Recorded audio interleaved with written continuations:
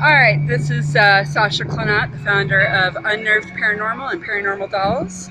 I am here with Blair, Hello.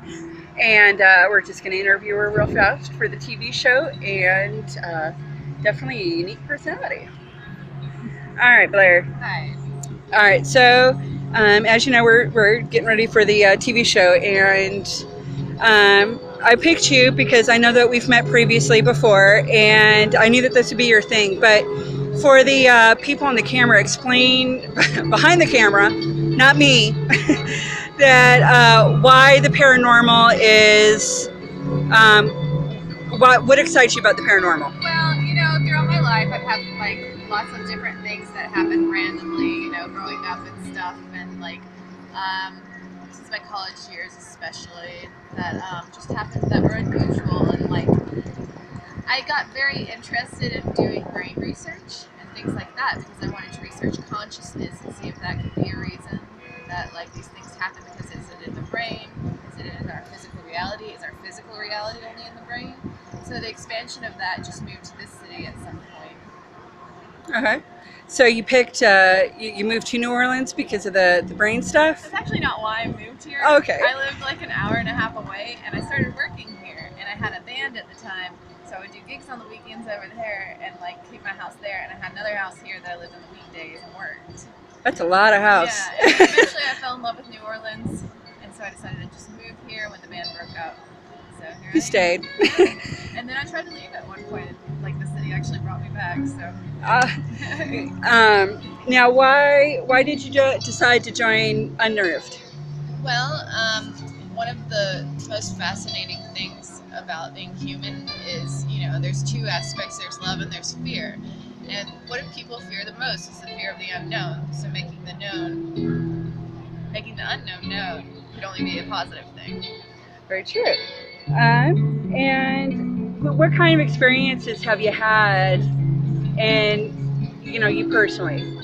Well, there are quite a few examples I can think of. I have lived in a house that has been haunted and things like that. It was quite interesting. There were four of us that lived in a house and a big dog, and things just kept on happening.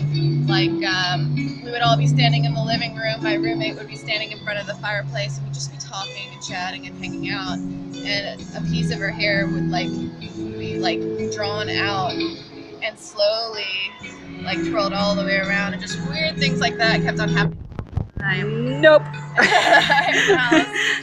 The ghost played with us. I think it was just a jovial type of thing, but it was weird. There was one day that did get kind of freaky. I was in the house and I heard footsteps around the side of the gravel, and the door started being pulled at. Somebody was trying to turn the knob, but it never opened, and my dog was with me and started flipping.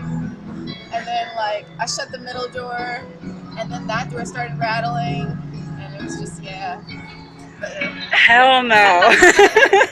But I've lived in a few other haunted places too. That one was interesting though. So you just kind of attracted. It's kind of not very unknown to you. I got a little weird, Okay. Besides growing up with it, are there any locations here in New Orleans, walking down the street or anything like that? Oh, it's all over New Orleans. I did work at Roadkill for a little while, which is actually where I met you. And there was a ghost that lived there. Now, we have a lot of, people that do cool type of things in the city. And I had one dude come in and tell me that he's a regular at the shop, told me that there were 3 ghosts in this store and 2 in the one next door. And somebody actually, while I was working one day, had a sighting of one of the ghosts. Somebody I was working with, I was just sitting there talking to her in front of the counter, and she's like, "Hey, go check on that guy in the back." I'm like, "Karen, what are you talking about? There's nobody here." She's like, "No, there's somebody. I just saw him. Go to the back. Go help him." She's like, "There's no one here." Okay. And we just kind of stared at each other, and then I went and I looked all around the back for her. I think it was even caught on camera and stuff. The guy with silver hair. But things would happen in that shop, and I just got so I didn't even notice it anymore because I was used to it. The ghost was obsessed with purses and shoes, so we used to say he was a drag queen. But one day I was training this girl. It was her first day, and so I was sitting there telling her about something and this and something of that in the shoe room, and a shoe sailed across the room and landed at her feet. And she's like, what was that? And I was like, don't worry, that was just a ghost. I kept talking. She never came back. They asked me what happened. I was like, I don't know. And then I remembered that. But it happened all the time there. I had one coworker that used to yell at the ghost, we see you, we appreciate you, just stop. Yeah. But this place is really interesting. We're at Muriel's right now. Yeah. And it's one of the most famous haunted restaurants in the city. I actually was working in a gallery here, and somebody came by and showed me a picture of a ghost sighting they got here. It was my first introduction to the place. Yeah. And I asked. You said you wanted to do your interview here, and what kind of experiences have you had here? What drew you to want to do your interview here? Well, this is a really interesting place. It's actually not that long ago that was the first time I came here. But I really enjoy it. There's very positive vibes here. There's supposed to be a lot of ghosts that live here. There's a whole seance room in this place I really wish we could have sat in, but today it was closed.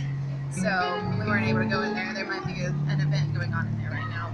But so when you enter the building, there's 4 different dining rooms. There's a bar. We went to the bar, we got a drink, and came upstairs here to the balcony. Now when you come upstairs, you go through another set of doors, and there's the seance room by the wine cellar room, and it's just a large place. But as you come up the stairs, there's a table set with 2 seats with wine, and today it was cheesecake that's out there. They always have a different food offering and drink offering for the guests that live here. Dinner and a seance all in one place. John Baptiste is supposed to haunt this place supposedly as well. Now, who's John Baptiste? Oh my lord, he is a famous New Orleans character.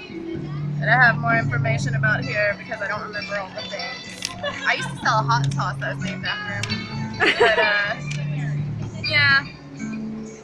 Basically, he was the royal treasurer of Louisiana colonies in France, and was really wealthy and powerful. But basically, he was just really rich and well known, so he was a celebrity. But, okay. Yeah. Obviously, back then, rich was famous. Yeah. But so I came up here one day with a couple of friends who are training to be shamanic, really, and it was actually not even them that brought me here. This was their first time here as well. We had a 4th friend to bring us here. It was I want to show you one of my favorite places in New Orleans. It took us directly to the seance room. So basically, we made offerings to the ghosts or whatever in there, and then they tried to do some protective healing things with me, and I felt something follow me as I went up the stairs at one point because we were drinking expensive scotch that night.